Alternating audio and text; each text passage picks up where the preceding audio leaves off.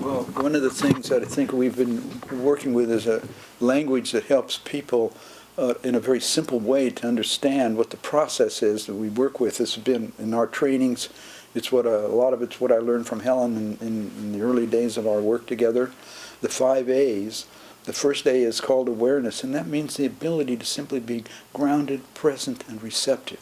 If we can get grounded and be grounded in ourselves, then we have a root, we have a basis to deal with our own reactivity, our own upset, and conflict that comes out. So if I can be grounded and receptive and present, that's huge.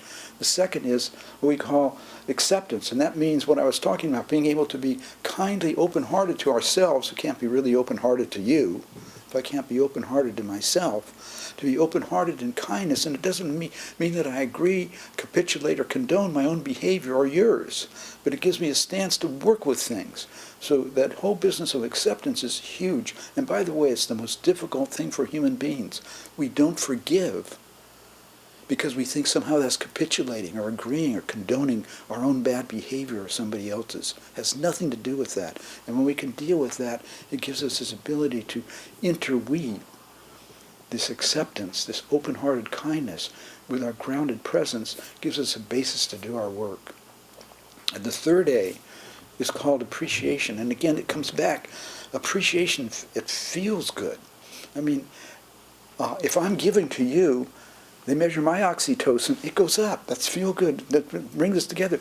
But it goes up in you too. It goes up in the giver, as long as it's not over-giving. And it goes up in the receiver. So there's a flow then that goes in the giving and receiving.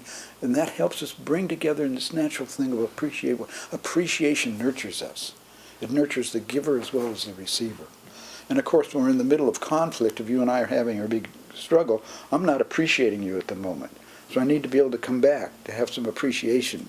That's just a huge one. And then there's the action step, which is where we deal with our upset, our resistances, our reactivity, our avoidances, our old habits that are no longer really serving us.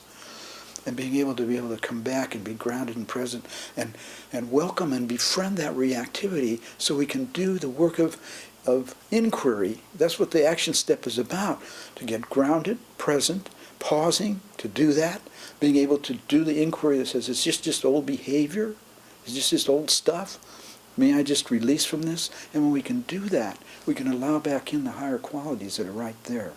We've just gone away from them, as Terry says. They haven't gone away from us. And then we can integrate those into our lives more fluidly. So that action step has so much to do with the Enneagram and our type structure. And then, of course, the fifth A, we all need this one, and it's called adherence. And what that means is we all need to practice. We need to make it a daily life practice to wake up in the morning and I'm going to be the best I can at understanding myself and understanding others. With that practice, whether it's a meditation practice, whether it's a prayer practice, it helps us sustain over time. Nothing happens without intention. Nothing happens without intention. So we all need to practice. Great.